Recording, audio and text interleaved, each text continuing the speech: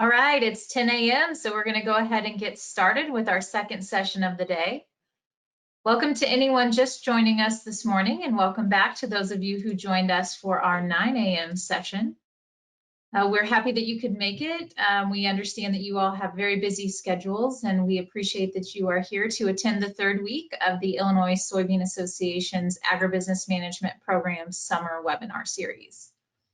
Again, I'm Jessie Shootman, Field Staff Accountant for Illinois Farm Business Farm Management and one of the AMP advisors for ISA. Today's second presentation is 21 Things I Wish Someone Had Told Me When I Was 21. That will be presented by Paul Stoddard. I'm very excited to hear this. I was able to hear Paul speak just earlier this year, so I'm looking forward to this again.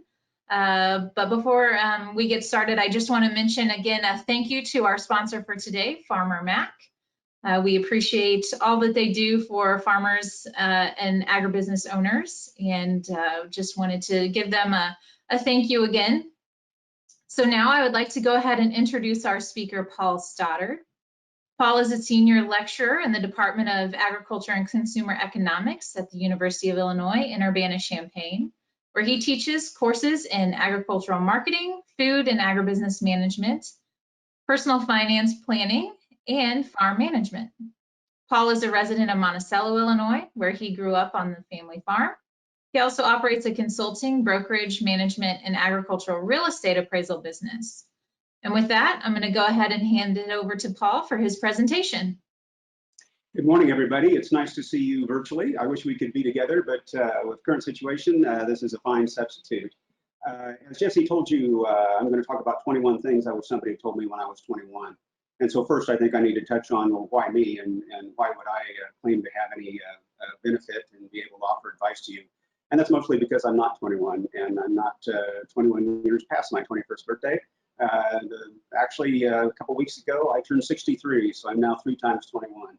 I've had a lot of great jobs in the agribusiness world and have had a lifelong passion of trying to study successful people and figure out what makes them successful. And I picked up some things here, a few of which are original and many of which I've gotten from other people that I think might help you on your journey along the way. So I'll run through these and we'll have a little time for questions afterwards. And so number one, learn to think for yourself. Original thought is extremely rare and extremely precious. Whether we realize it or not, most of us, myself included, are mostly repeating the thoughts and opinions of other people. And when you run into some original thought, recognize how important that is and how rare that is. And that's one of the reasons I love working with people like Todd Hubbs who think about things at a deep level and can cultivate that original thought. But I encourage you to go out and look for that as you go through your business and professional life. Number two, travel and engage in experiential learning. That would be post-COVID, of course. Not much traveling going on, but I am confident that things will return to normal at some point. And traveling is experiential learning. It is true it's a global village. Globalization is long since here. Globalization is not coming. It's been here for a good long time.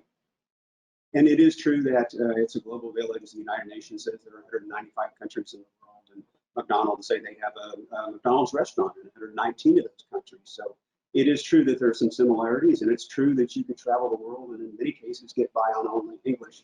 But I encourage you to get to the other parts of this global village, and what you will discover, especially if you travel internationally, and I've never known anybody who didn't come away changed by their international travel experience, is that people literally think differently in different parts of the world. And that's tremendously important. It's not that they have different opinions, but it's they approach the thought process differently in many cases. And that's also, incidentally, why many major corporations are finally embracing diversity. We tend to cluster up with people who look like us, which means often that they think like us. And while that's comforting and that's easy, that isn't very good in terms of developing strategy and getting the greatest possible range of experience in there. So those things that you will find, those different ways of looking at things around the world will change the way you think about everything. Mark Twain is quoted as saying, travel is fatal to prejudice, bigotry, and narrow-mindedness. And many of our people need it sorely on these accounts. Broad, wholesome, charitable views of men and things cannot be acquired by vegetating in one little corner of the earth all of one's lifetime. So after COVID passes into the past, which I hope it will at some point, I encourage you to consider that. Number three, be willing to make some mistakes. American physicist Frank Wilczek is quoted as saying, if you're not making mistakes, you're not working on difficult enough problems, and that's a mistake. So as you go through your business and professional life, there may come a point where you kind of feel like, I understand this job, I've got this figured out, I've got my arms wrapped around it. I hope that'll trigger something in your mind to tell you that you need to challenge yourself and move on to the next level. Smart entrepreneurs say the secret of success is failing fast. Thomas J. Watson, the founder of IBM, I presume the Watson computer is named, says, would you like me to give you a recipe for success? Here it is, double your failure rate. So it's important to recognize that very often success and failure come as part of the same package. Often the things we do in an attempt to protect ourselves from failure also move the opportunities for success. Michael Jordan says this really well in one of my favorite quotes, and I stress with students, and I think this is valid at all phases of life. Michael Jordan said, I've missed more than 9,000 shots in my career. I've lost almost 300 games. 26 times I've been trusted to take the game-winning shot and have missed. I've failed over and over and over in my life, and that is why I succeed. So I encourage you not let the fear of failure cause you to stay out of the game, and don't let the fear of failure cause you to play the game timidly. When you make a mistake, own it, fix it, move on. Number 4, take time to simply think. The digital age in which we live is a wonderful place. It's marvelous that so many people have access to so much information, so much communication. At the same time, I think it's important to occasionally just take time to think, to shut off the smartphone, the iPod, your Apple Watch, your TV, et cetera, et cetera, et cetera. All that noisy stuff that kind of goes on in our minds and present in our lives at all time, and take time occasionally to think. When you think about your job, if you were employed by someone else, they are mostly paying you for what goes on in between your ears. You're mostly paid to think. If you're self-employed, of course, the rest that is also true. Many of the things we think of as work are doing things that came out of a thought that went through your head. So take some time to simply step away and just think. I would hope that if you walk the hallways of successful agribusinesses and the offices and shops of successful farms all over this country, that occasionally you would find somebody simply thinking. Take the time to cultivate that. It's absolutely a worthwhile thing to do. Number 5, improve your people skills. People sometimes refer to people skills as emotional intelligence. And if I were to contrast IQ with emotional intelligence, which is sometimes called EQ, if you had to have one or the other, I think emotional intelligence will take you farther than raw intelligence. They're both great. I'm sure you have a good dose of both of those. But I encourage you particularly to think about that emotional intelligence skills. I know lots of people, I'm in the, I hate to say the sunset years of my career, but I'm not early in my career. And I've met a lot of people who are really, really successful, who had outstanding people skills and average IQ. So if I could pick for somebody graduating from college and going out in the world that can only have one or the other, I've known people who did really, really well with outstanding emotional intelligence skills, but not that many people who were super smart but completely lacked emotional intelligence skills. When you go to your 30th class reunion or your 40th class reunion, or I'm not too far away from my 50th class reunion, you will be surprised occasionally at some of your classmates who you thought would do well because they were really bright and who haven't done as well as you expected, perhaps because they lacked emotional intelligence skills. And there will be some people who did better than you expected. There are many people who are not stellar students in high school or college who do really well in the world because they do really well in relationships. And every job involves relationship. Everybody has stakeholders. Everybody has people they have to get along with. Everybody has suppliers and vendors and landlords and maybe tenants and customers and supervisors, et cetera. So enormously important. And whatever level you're at, you can improve this just like any other skill. If you want to improve your accounting skills, you could do that. If you want to improve your economic skills, you could do that. And I encourage you to think of your people skills the same way. Number 7, choose your attitude. One of the most viewed TED Talks out there is by a woman named Amanda Cuddy. Amanda Cuddy's TED Talk has been viewed 58 million times. To put that in perspective, that's roughly equivalent to 20% of the American population. If you haven't seen a TED Talk, I encourage you to go to TED.com. And Amanda Cuddy has an amazing video, and that's why it keeps getting so many hits. It keeps getting, through word of mouth, it keeps spreading. Every now and then I check to see the number of hits, and it's always higher by a lot than the previous time that I checked that. And one of the things that she talks about in a roundabout way is what I call choosing your attitude. You can learn consciously in real time to think about how your attitude, your emotional state is not only impacting you, but impacting people around you. Sometimes the example I would cite, somebody gets up, they take a shower, they drop that bar of soap, lands right on their big toe, and that's really hurts. Or you stub your toe when you're getting out of bed. And sometimes people will say, well, now I'm going to have a bad day. Don't give your power away to that bar of soap or that table leg that you stub your toe on. You can pull yourself out of it and choose your own attitude. What Amanda Cuddy talks about that's so revolutionary is they've done studies to show that your physical posture affects your brain chemistry and therefore your psychological attitude. It's not the other way around. It's the posture can actually lead. And so she talks about doing so-called power poses. Some of my students might be surprised that occasionally 15 minutes before I leave to go give a lecture, I stand in my office with the door closed and do a Superman pose. It actually will help your confidence. They've done studies that show if you were to hold a pencil in your mouth between your teeth, like a pirate holding a dagger in a movie, that actually will change your chemistry. That fake smile that you are caused to put on your face in order to accommodate your finger or that pencil that you put in your mouth actually will change your brain chemistry and put you in a better mood. So if you were to be on the Monticello Road between Monticello and Urbana, a lot of days at 7:20 a.m. and you passed a bald guy driving a red Ford F-150 going the other direction and he's grinning like an idiot, that's me on the way to work, practicing my smile because it puts me in a better mood by the time I get to my office. Number 7, learn to savor the present moment. You often hear a lot of talk this day about mindfulness, and that's really all mindfulness is to take time occasionally to be present now. When you think about it, your entire life is a series of present moments. The past is gone and cannot be changed. The future is not yet here, and we don't know how that'll turn out anyway. Time spent ruminating on the past is only worthwhile, in my opinion, if that's in order to learn something from it.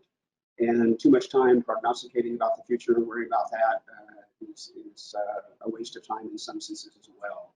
We only have this present moment, this moment right here, right now. And there's another one. And there's another one. And so if you can cause yourself occasionally, even for a few seconds, to just be in the now. So if you're walking through a cornfield or maybe you're scouting a bean field and walking down the road, just take a moment to just do that. Think about your shoes and the sidewalk or the dirt beneath your boots or whatever, and just let yourself be absorbed by that present moment. And if you do that, you can learn to push out some of that negative self-talk that is so common. So often we might find ourselves, I should have done this, I should have got up earlier, I'm too tall, too short, too fat, too thin, don't get enough done, I got too much done, whatever it is. And that negative self-talk that you have, what I want to tell you is everybody does that. And part of the idea of mindfulness is just for a while, you can shut down that cacophony of voices, which are very often self-critical. And very often we hear that and we begin those phrases with I or me, and to slow ourselves down that way. Number 8, there's always a workaround. I grew up in a house without television, which was not common for people of my generation. Our family did not lack television because television had not yet been invented. We didn't have a television because, to quote my father, that idiot box will not make my children smarter. So my brother and sister and I, as you might imagine, felt quite deprived. This would have been in the early and middle 1960s, and I would go to school and go out and play on the playground with my friends, and they would talk about what happened on Gilligan's Island or Gunsmoke the night before. And I had no idea who the characters were or what they were talking about. So my brother and sister and I felt quite deprived. Now, in the room, which I thought would make a really nice TV room, we had a lot of books, so we didn't have a TV room, but we had a room we called a library. And my brother and sister and I have benefited from that throughout our entire lives. But at the time, it wasn't much fun. About 50 years ago, actually 51 years ago, in 1969, actually it was in July of 1969. Actually, it was July 20th of 1969, 51 years and 2 days ago, a human being walked on the moon for the first time. If you were not alive at that time, and I'm guessing many of you were not, it's hard to convey to you what a shocking accomplishment that was.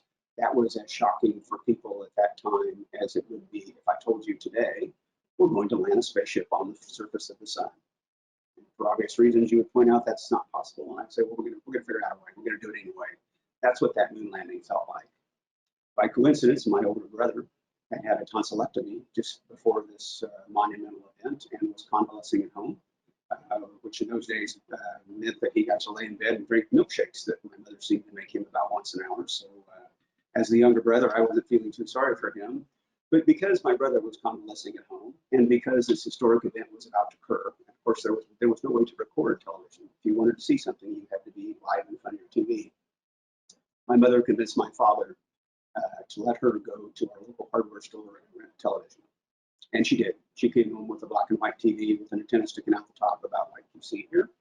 And as a family, we watched that historic, monumental moment, that first human footprint on the moon, which was described in stentorian tones by Walter Cronkite himself. And it was a meaningful moment that I will remember forever.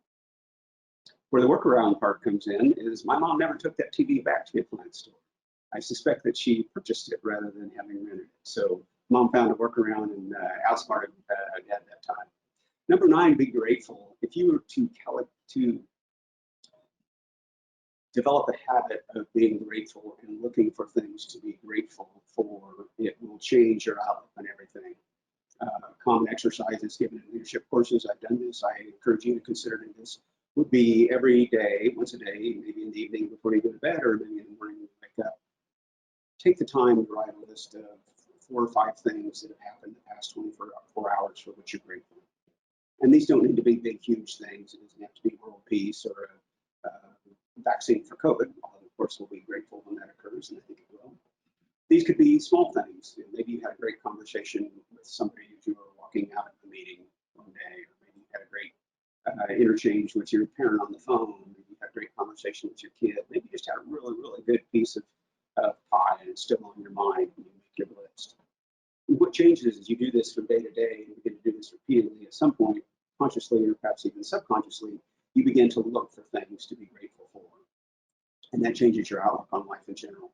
There's almost always some silver lining out there that you can find, and this is a great way to cultivate that habit of always looking for that. Number 10, be authentic, and that means to be yourself. My hope for you is that you are in a job situation and situations in your personal life, your spiritual life, etc., where you can really be authentic and you can be you. If ever you find yourself in a position where you're saying to yourself, I need to change my behavior in order to fit in, that should be a huge red light. But part of authenticity and also is being vulnerable, because you're being you, you're laying yourself out there, letting people see the real you. When you can do that, that's enormously empowering. And what I have been surprised as I've learned mostly to do this in my later parts of my life is you may be surprised at how accepting and how that tends to build trust, that authenticity and vulnerability. People don't use that against you. They often will bond with you better, connect with you better, and have a better relationship that comes out of that. Number 11, ask the question behind the question. This all goes to a very small book. If you want to read it, it's only a few pages. It's such a small book, I'm surprised they made a book out of it. And it basically has a very simple premise, which is the question behind the question. And that question is, what could I do about this situation? And so instead of complaining, and particularly if you find yourself in a mindset sometimes where you're complaining or you're placing blame, you're beginning sentences with the words, somebody ought to, or why doesn't somebody, or somebody should. Very often, whatever that scenario is, there might be a little something that you can do. There's almost always something that you can do to contribute to making that positive. And if you do that and take that initiative, it will make things better for everybody. And Harry Truman is quoted as saying, it's amazing what you can get done if you don't care who gets credit. So when you see something that needs to be done that you think somebody else should be doing, take at least part of that, do it yourself, and move the whole process forward. And it will make a big difference in your work life. Number 10, step out of your comfort zone. It's easy, especially as we grow, as we age, I think, to kind of have a routine, to get comfortable, to get to where you kind of think you got things figured out. And I encourage you to occasionally do things that are outside your comfort zone. This is a great way to stretch, to develop yourself personally and in your professional life as well. As an example, I did a leadership program when I was at Farm Credit, Illinois, where I had to do some things I'd never done before. And believe it or not, I made it into well into my 40s and had never touched a snake. And so I had a student who had gotten out of the Marine Corps, came to the University of Illinois, and she described herself, referred to herself as the snake lady. And so I called her up the snake lady and Actually, I and another employee, the other person who went with me to handle snakes on the Snake Ladies patio that day was Erin Johnson, who is now CEO of Farm Credit Illinois. I'm almost sure that there's somebody in this audience who would know AJ. So AJ and I went out and sat on her patio and handled snakes for an hour or so. And I have to say, having done that, I don't like snakes any better than I ever did. But then that's no longer something I was a little creeped out by snakes, and I'm a little less creeped out by them now. Something else I had never done, even though I was well into my 40s, I'd never ridden a roller coaster before. So my wife and I went to St. Louis, and I rode the roller coaster at Six Flags, and you can see how I reacted there. I do want to point out that I don't know what happened to that little girl. Well, with my roller coaster car, I promise I didn't push her down there. I think she's just down there looking for safety somehow. So, and I don't like roller coasters any better than I like snakes, but now I've done that. That's not something I'm concerned about having done before. Number 13, hard work and hardship build character. I hope that your life is filled with successes. I hope that your life is filled with joys and great milestones, and people can and do and should take great pleasure in all those things. But when I think about my life and the lives of others and where the growth really comes, very often the growth really comes from one of two things: hard work, and we all do a lot of that, we all do a lot more, and then hardship. Very often the learning lessons come from those, and if you learn to look for those lessons, maybe in some way this helps you take a little bit of comfort when you experience those circumstances that are tough, to realize that that can be part of the building process that will help you come out the other side a little better off. Number 14, learn to actively listen. Listening, I believe, is the most important part of communication. We often talk about communication as though it is a one-way street, and we often think about different modes of communication without ever including words. Many universities and colleges have communication programs, and they talk about speech communication and videos and photographs and social media and texts and emails and all means of communications. And in all cases, those things that I've named are entirely about information going from me out to other people. And the listening part of that is the other part, the necessary part. Communication is a two-way street, and if you can learn to actively listen, it will change your relationships. I promise you. I've seen this over and over. And it's important to remember that listen is an active verb. It's not a passive verb. Stephen Covey talks about this well. He says, we don't listen with the intention of hearing. We listen with the intention of responding. It's very difficult, but you can train yourself, if you are intentional, about refraining from formulating a response as you listen to somebody else. Everybody's first impulse, including mine, when somebody talks to me, immediately my mind begins to race and I start thinking of my reply. If you can refrain from doing that, you'll learn much more from them. They will know, they will be able to tell that you're doing that, and then better communication will result. I actually give a listening assignment to students where they have to go out during a week, and 7 times they have to report on a situation where they went into a conversation in person with another person and intentionally listen without formulating a response, without letting their mind wander. And the responses, and then they have to write a sentence or two about how that went. And some of the responses for students are quite surprising. They often report that the other person seemed to appreciate that I was listening. They often figure out that very often when somebody is talking to you about a problem they have, they're not asking you to solve it. They just want you to listen to them talk about their problem. And many of the students also perceive, and I have learned this as I've learned to be a more intentional listener, often if you let somebody talk, they will answer the questions that you are tempted to interrupt them to ask. So I struggle with interrupting. I think I'm better now than I was in the past, but I'm still working on it. And when I can refrain from interrupting, I find usually I want to interrupt to ask a question. And very often, if I just let them talk, in the next sentence or two, they will answer the question that I was so desperately wanting to ask. Number 15, you should probably get started. This goes back to a pivotal exchange, a question that my dad asked me that stopped me cold. And because of that, I still remember this phrase, you should probably get started, and I use it in my life. On a cold winter night in January, this would have been in the early 60s, I was maybe 8 or 9 years old. And like some of the farm kids, and perhaps like some of you, I fed calves. I had 2 calves, and I fed them and made sure they had water and straw and hay every morning, and I did the same thing every evening. And I was a pretty responsible little kid. I did that when I, the evening before supper, and I did that in the morning before I got ready for school, and that's just what I did. And it never occurred to me that my parents were even paying attention whether I had done that on a given day. I just thought they knew that I did it, and that was that. So on this January evening at about 7 p.m., my family was getting done with supper, and there's a blizzard going on outside. The wind is howling, the snow's coming down an inch or two an hour.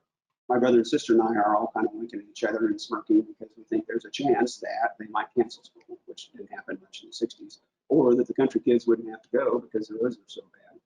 So we were feeling pretty cool. We thought maybe we had a chance of skipping a day of school in there. And we got done with dinner and everything went normally, and we ate some dessert. We were sitting around talking, and then all of a sudden my dad asked me a question and just stopped my heart cold. He turned to me in a very calm tone of voice, with no judgment, no criticism at all in his voice. He said, "Paul, did you feed your calves tonight?" And my heart stopped because I had not. And I felt horrible about that. And I felt horrible instantly about those animals out there who missed their regular supper time. And instantly in my mind, I began to pray that my dad would say, "Oh, it's terrible outside, I'll do that for you." And he didn't seem to be budging. And so I was hoping my mom would say, "John, why don't you go do that for Paul? It's a terrible night out there." But he didn't. He simply said, "You should probably get started." So I bundled up, put on every piece of clothing that I owned, including a pair of 4-buckle overshoes that came almost up to my knee. And we had kind of a high back step. When I went out of our house, I kind of jumped off that step and landed in snow that was so deep that it came up at the top of my 4-buckle overshoes. And some of you, I'm sure, know exactly how that feels. And I thought, I'll probably die in this blizzard. And I began to head for the barn. And like many farmsteads then and today, our farmstead was illuminated by a single pole light, which was on the north side of our big old farmhouse. And the barn was on the south side of the farmhouse. So the shadow of the house was a triangle that became bigger and bigger and completely engulfed the barn. So there was no light, there was no illuminated. I literally was an 8-year-old boy feeling sorry for myself and feeling scared, walking through a blizzard towards a darkened barn. And then the other part of this I haven't told you is that my brother and sister and I were quite certain that that barn, which had been built in 1865, was haunted. But we were very sure that not only the boogeyman lived there, but probably his entire boogie family. And but I made my way to the barn. The way the barn was laid out, you had to walk all the way through the barn to get the light switch. When they had wired that barn, probably in the maybe 1950 era, whoever put the light switch in there put it in exactly the right spot, exactly where you would enter the barn if you were a cow. But if you were a small boy in a blizzard, the switch was on the inside of the barn. But I made it there. I flipped the lights on. I fed my calves faster than they ever been fed before. And I rushed back to the house and I survived the experience. I have been forever after grateful that my dad didn't do that for me. I have been forever after grateful that my mother didn't ask him or anybody else to do that for me. And I'm also really grateful that he did that completely non-judgmentally. He didn't put me down, he didn't criticize me, he didn't say, "How can you be so irresponsible?" He simply said, "You should probably get started." I have a post-it note here on my desk in Milford Hall and one on my desk at home with that phrase written on it: "You should probably get started." And so when I find something where I procrastinated on something, or I didn't get to a project, or I'm probably like you, I think we all have more things that we would like to be doing than we can get to at a given time. But when I think of something like that, instead of giving myself a hard time or self-recrimination, I simply say, and sometimes I hear it in my dad's voice, "You should probably get started." So I encourage you, for those things that you wanted to do, those big strategic goals that you haven't started on, don't give yourself a hard time, don't beat yourself up. But I'll tell you, you should probably get started. Number 16, define your values. This actually is a common exercise that people sometimes do. I'm actually supervising an internship of a student and have asked the students do this as part of the work she's doing there, kind of professional development thing. It is a worthwhile exercise for you and maybe your family to sit down and write out a list of the values that are important to you. So maybe it's honesty, or family, or commitment, or your religious faith. There could be multiple values that come within that religious faith: peace, compassion, genuineness, charity, things like that. And then here comes the hard part. Then narrow that down to 10, and then put those in order. And it's easy to say, "Oh, I believe in honesty and commitment, et cetera," but to think about narrowing down to a smaller list and putting those in order. cause you to think a lot about your values, how those values are expressed, how you will communicate those values to your coworkers, and most importantly, how you communicate and share those values with your family members. So take the time to find your values. Number 17, don't give up on your dream just because it'll take a long time to accomplish. I had a conversation with somebody 3 decades ago, something like that, that has stuck in my mind ever since. I was talking to a person who always wanted to be a nurse and had gone a different path career-wise, but had always wanted to be a nurse. He was tremendously passionate about it, and I'm very sure this person would have been excellent at being a nurse. At this time, this person was 36 years old. And this person said to me, I would just love to do that, but by the time I became a nurse, I'd be 40 years old. I know this person very well. This person is now 70. If this person had gone ahead and pursued that dream, which they put off because that 4 years seemed so long, they now would have been a nurse for over 30 years. They had a nice career, things went well, but the years passed anyway. So I'm guessing many of you out there have something, maybe you want to go for some professional accreditation, maybe there's a new skill you want to learn, maybe you want to learn coding or something completely unrelated to your specific job. You have some aspiration that, and you put it off because it would take a long time. I'm here to remind you, the years will pass anyway, so go ahead and do it. It's quite likely you'll have many years after you succeed in achieving that goal from which you will benefit from having done that. Number 18, this actually comes from a guy who wrote the book Invader's Dilemma, Creighton Christensen, and he says and points out, I think this is brilliant, I like the way he says that kids develop self-esteem by doing things that are difficult and finding what works. And the same is true of adults, by the way. So things like tying your shoe, and obviously this kid isn't just learning how to tie his shoe, but at some point this kid wrestled with that. And often as you interact, especially with kids or maybe sometimes even with coworkers, if there's not an issue of safety involved, sometimes they'll learn more and learn better if you can lead the horse to water and then let the horse drink itself, so to speak. If you can lead them up and then let them find a precise solution, that tends to, they learn more about problem solving by solving problems than they do by having someone solve the problem for them and present them with a solution. And I think that's true throughout life. So as you interact with coworkers and train people, sometimes it's best for people to find their own way, even though it's so tempting, even though it would speed things up to simply give them the answer so that they can move on to the next thing. Number 19, your kids are changed more by your example than your words. For those of you who have kids, especially if your kids are old, I'm sure you've seen this demonstrated in many cases. But know for sure the whole thing about do what I say, not what I do. They're going to do what you do, and know that they're watching. They're watching all the time. They're watching from a very, very young age. So if your values are aligned with your behavior, they will accept that fully. But if your values are different than the way you behave, they're more likely to pick up on the way you behave. So if you say punctuality is important and you're always late, they're not going to believe that punctuality is important. So realize as an adult around any kids, especially your own kids, they are constantly watching you and modeling their behavior based on what they see you do, which is a huge salute to you. Number 20, don't worry about getting old. This is completely counterintuitive. There's a wonderful book out there called 30 Lessons for Living by a guy named Carl Kilmer. And he and some fellow researchers went around to mostly to nursing homes and assisted living centers, places like that, and interviewed people who were in their 80s and their 90s, and some even over the age of 100. As you would imagine, in many cases, these folks had health issues of their own. In many cases, they had lost spouses. In many cases, they had siblings who had already passed before them. In some cases, even they had lost children before they passed themselves. And so this team asks them for their perspectives on life and relationships and family and spirituality, et cetera, those kind of things. And many of the comments they make are exactly what you'd expect. For example, they talk about how important family is and how you should make a conscious, intentional effort to spend more time with family. And they say the same about friends, that you should take the time to seek out old friends and renew those relationships and consciously put time into doing that. But there are also some things in there that are counterintuitive that I never would have imagined, and I'm guessing most people would not have imagined. They report that old age is very different than what they expected. Many of them say that old age exceeds their expectations. Many of them reported what they would describe as a sense of serenity or a lightness of being, a sense of calm and easiness in their daily life that they did not previously have.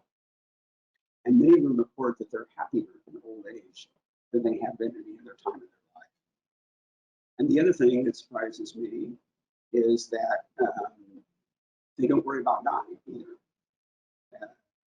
Sometimes I think if I was at that age where mathematically you know that you have very little time left, it would be hard to think of anything else, but that isn't the case at all. I have a fond memory of my wife and I lived next door to a wonderful older guy and named Jesse, and one day Jesse and I were standing about at our common property line looking at an old tree that's in my side yard. I have a beautiful, huge pin-up tree that hasn't been healthy in the 18 years we lived there, and always has one or two dead limbs, and it never goes ahead and dies, but it never really gets completely healthy either. And I said to Jesse, I suppose at some point I'm going to have that tree taken down. And he kind of got a twinkle in his eye and about half a smile on his face. And as he turned to go walk slowly back to his house, he patted me on the shoulder. And he said, well, you know, Paul, trees are like people. They're not meant to live forever. And that kind of changes the way I think about when I get to where I'm 4 times 21 or maybe 5 times 21 instead of just being 3 times 21. Number 21, begin with the end in mind. I encourage you to ask what I think of as the deathbed question, which is how would you like to be remembered? What do you want people who you have gone through life with, who survive you, how would you like them to describe you once you're gone? And one exercise you can do, that I have to do as part of a leadership course, is to write your own eulogy. And write the eulogy for the person that you would like to be. Write what you would like people to say about you, how you'd like to be remembered. And then your challenge for the rest of your life is to live up to that, to be that person. Think about what you wish you'd done more of. Think about the values that you hope to have exhibited in the eyes of others. I told you earlier that authenticity, or vulnerability rather, is part of authenticity, and so I'm going to read you mine. And my wife hates it. Hates when I read this. But here's the eulogy that I hope would be delivered about me someday. Paul was a compassionate, loyal, and trusting man who treated people with love and respect. He loved people and took great pleasure in his relationships with his wife, his family, his friends, his students, and everyone he met. He loved ideas, had a lifelong passion for learning and self-education, and delighted in leading people to think about things in new ways. He had an easy sense of humor and loved to make people smile and laugh. So if you smile and laugh at all during this, thank you, I appreciate that. He reinvented himself several times in life and embraced change. Always curious to see how his life would unfold next. He strived intentionally to evolve and grow as a person. He believed that God is love and consciously tried to glorify God through all his daily activities, whether they were profound or mundane. He believed his time on earth was just a small part of a great and amazing journey, but you miss him, do not mourn him. He is not dead, he is merely departed. You will see him again. I'm not that person yet, but that's the person I want to be. And incidentally, I've got a friend who has agreed if I leave this world before he does, that he will deliver that at my service. So I don't want to end with this, I don't want to be Debbie Downer, as they say on Saturday Night Live, and end this with talking about my funeral someday. So in the interest also of authenticity and vulnerability, I thought it would be appropriate to end by showing you what I look like at age 21. And that was me.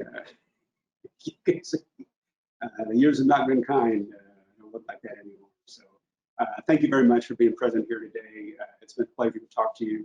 My email address is there. You could Google me, and I'm sure you can come up with the email address. Note that you have to leave the A out of my last name. The budget of the University of Illinois is $6.8 billion with a B, but I'm not allowed to buy a vowel. So thank you very much, and I appreciate your time today.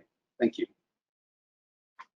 Thank you, Paul. We appreciate all of those words of wisdom. I know that we all are going to be varying in our different ages, so we appreciate that you've shared a lot of different pieces with us today.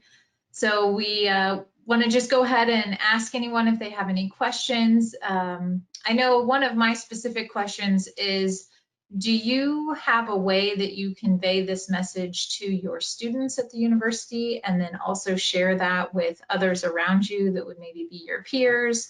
And how do you help kind of keep this positive spin as we're going through kind of these uncertain times. Yes, absolutely. And one of, I talked about authenticity and vulnerability, and one of the things that I've learned in my career at the university. So I taught part-time for 11 years, and now I've been here full-time for 8.5 years.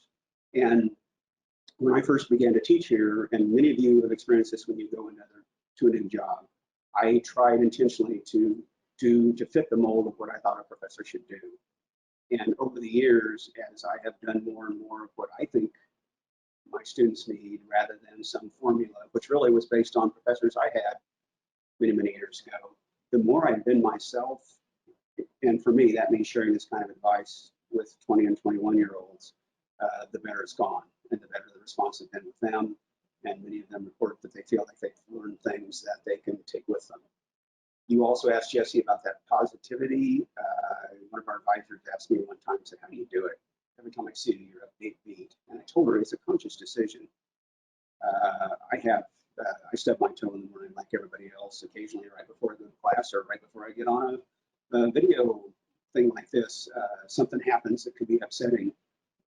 If you can learn to step outside yourself and disengage, and there's an expression in the drug treatment world that I heard that at first I thought was ridiculous, and that was fake it till you make it. And the first time years ago, I had a distant relative involved with drugs, and we all ended up in a big circle at a counseling center as part of this person's recovery process, and the counselor said, fake it till you make it.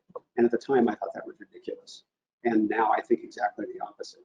I think if you get up every morning and do what you think a successful person would do, or do what you think a happy person would do, you'll have a more successful or happier day than if you do the opposite. You really can, and not always in every case, but you can learn to take control of your attitude. And to some degree, it's a choice. And believe me, it's an easier way to live. It's not always as positive as I am now, but it's an easier way to live. Well, that's great. I know that it is something that's probably a little bit difficult and weighing on people's mind is how to continue that positive lifestyle. So we appreciate, again, all of the information and perspective that we've heard today. We're going to go ahead and close out the webinar today, but I just want to ask Paul, do you have any additional or final thoughts that you would like to share? I just want to say it's been great to be here, and I know this whole COVID situation is a huge disruption. But for the silver linings, one of which we all have learned to adapt to other methods of communications, and we've learned to relate to each other in different ways. And I wish you all the best. We had good rains through a lot of Illinois. I hope that you had good rains and that you didn't get too much rain, as some areas did. And thank you very much. Well, thank you, Paul. And again, we would like to thank our sponsor for this session, Farmer Mac. And thank you to all the other AMP partners, so Illinois Farm Business Farm Management, the University of Illinois Farm Doc, and the Illinois Soybean Association Checkoff. The recording of this presentation will be posted on the ISA website, which is also archived on the YouTube channel and sent to all attendees via email this week. Please take a few minutes at the conclusion of this webinar to answer the survey. Your feedback helps us to continue to improve the programming and our agribusiness management resources. We hope to see you back here next week for another AMP summer webinar double feature on July 29th at 9 a.m. and 10 a.m. And you can find more information about those webinars at illsoyadvisor.com. And thank you for attending. Have a great day.